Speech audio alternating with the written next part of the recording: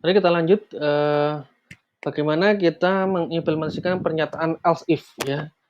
Jadi ini kita akan menggunakan kondisi yang lebih fleksibel ya, sehingga nanti jika suatu nilai itu tidak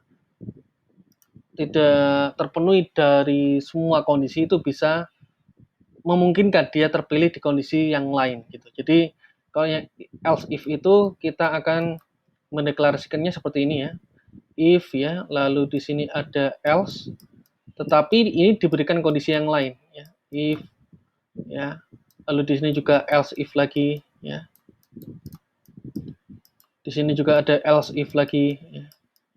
Hingga proses yang paling luar akan dilempar di else gitu.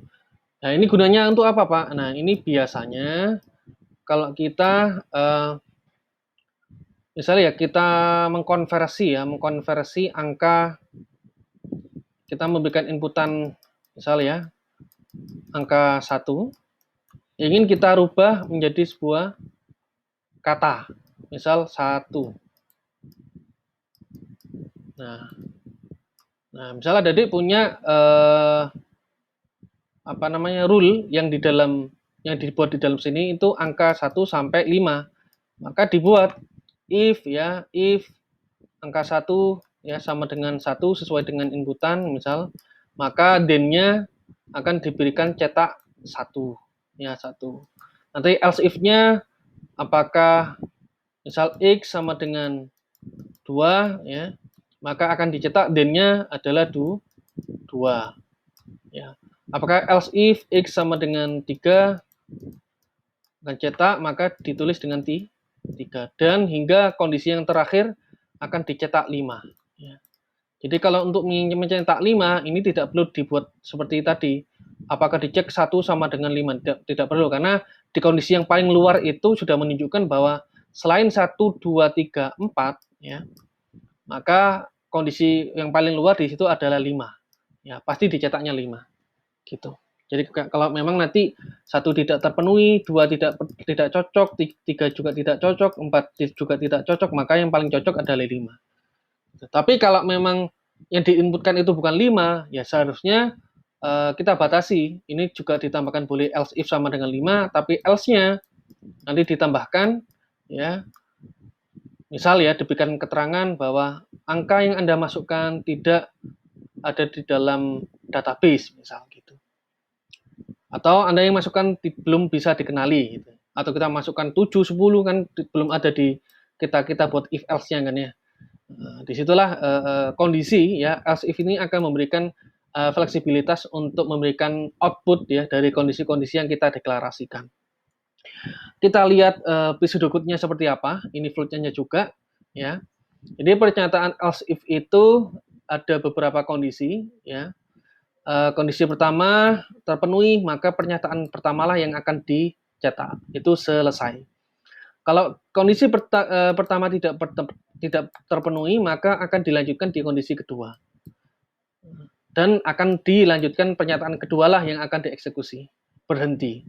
Lalu lanjut lagi, kalau memang kondisi kedua tidak terpenuhi, maka lanjut ke kondisi yang ke N, atau ketiga, atau keempat, dan seterusnya. Dan akan dicetaklah, diproseslah pernyataan yang ke N. Gitu. Kalau masih tetap tidak terpenuhi lagi, ini yang paling luar ya, pernyataan. Jadi else tanpa if ya, else disinilah yang akan dicetak. Terakhir, kondisi terakhir ada dia. Gitu. Jadi sudah tidak ada kondisi lagi selain ini. Gitu. Ya, jadi kalau tadi kita masukkan angka 1, padahal kita menginputkan angka 7 ya, misalnya ini 7. Ini di sini angka 1 kenalinya, ini angka 2, ini angka 3. Nah, angka 7 kan belum dikenali ya di sini. Maka akan dilempar di sini. Nanti outputnya angka yang Anda masukkan belum dikenali gitu. Ya. Nah, ini flowchart-nya seperti yang tadi, kondisi pertama harus terpenuhi dulu. Jika terpenuhi, ini hati-hati kebalikan dari yang tadi. Kondisi kalau di flowchart-nya tadi benarnya ada di sini, kalau ini benarnya ada di kanan ya, yang menyatakan bahwa jika kondisi pertama terpenuhi, maka pernyataan yang akan dicetak. Ya. Lalu kalau tidak terpenuhi, ini else, maka akan dilanjutkan ke bawah, akan dibuat condition lagi. ya, akan dibuat kondisi lagi, di mana kalau kondisi kedua itu benar terpenuhi, maka akan yang dicetak adalah pernyataan kedua. Lalu lanjut lagi kalau masih salah, ya, maka akan dilanjutkan harusnya ini nanti ada kondisi-kondisi yang lain. Tapi ini saya berikan contoh singkat saja. Jadi kalau di sini ada dua kondisi yang tidak terpenuhi, maka else yang paling luar lah yang akan dicetak. Ya, pernyataan ketiga yang dicetak. Gitu ya. Maka jadi bisa dilihat ya, jika kondisi pertama yang diseleksi adalah benar, ya, maka pernyataan satu yang akan diproses. Lalu jika kondisi satu itu salah, ya, maka lanjut ke kondisi kedua, ya. Namun jika kondisi kedua yang diseleksi adalah benar, maka pernyataan dua akan diproses. Ya. Di kondisi satu salah di sini, maka kondisi kedua diproses. Jika kondisi kedua yang diseleksi adalah benar, pernyataan kedua yang diproses. Lalu jika kondisi dua masih juga tidak terpenuhi, salah, maka pernyataan tiga lah yang akan diproses. Ya, oke. Nah, ini contoh pernyataan else if untuk melakukan konversi digit ke word menggunakan else if. Ya. Jadi kalau kita menginput satu nanti keluarnya string seperti ini deh ya. Jadi satu, SATU. Kita inputkan 2, maka yang dicetak juga 2.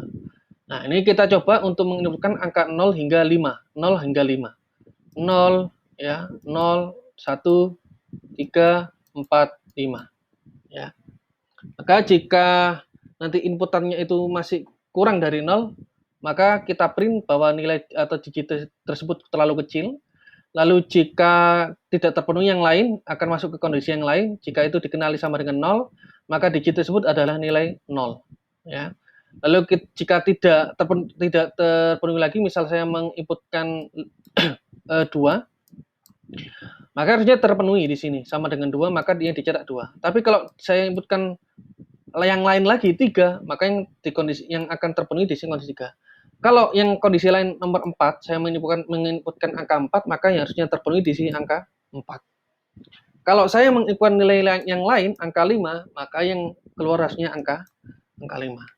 Dan lain sebagainya. Oke ya, kita lihat contohnya. Kita masukkan ya angka rentang kita pakai bertipe integer. Nah, kita masukkan angka min 2. Maka min 2 sini kita tahu min 2 itu kurang dari 0, maka digit tersebut terlalu kecil ya. Maka yang dicetak adalah yang kondisi pertama saja, ya.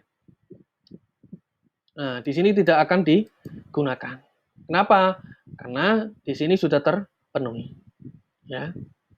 Kita lihat lagi yang lain. Kalau saya masukkan angka 1, apakah angka 1 itu kurang dari 0? Tidak. Ya, ini dicoret. Lanjut di kondisi yang kedua, apakah 1 itu sama dengan 0? Itu tidak. Dicek lagi apakah 1 itu sama dengan 1? Oke. Maka yang terpenuhi di sini. Ini dicoret, tidak akan diproses. Ya. Ini outputnya. Terakhir, kita lihat lagi apakah misal kita menginputkan 10, apakah 10 kurang dari 0? Tidak. Apakah 10 itu sama dengan 0? Juga tidak. Ini pastinya juga tidak akan terpenuhi karena 10 itu lebih besar daripada 1 hingga ke 5. Maka yang dilempar ada di kondisi di luar, else ya. Di sini else, maka yang di print adalah digit terlalu besar. Oke. Nah, ini ada yang bedanya.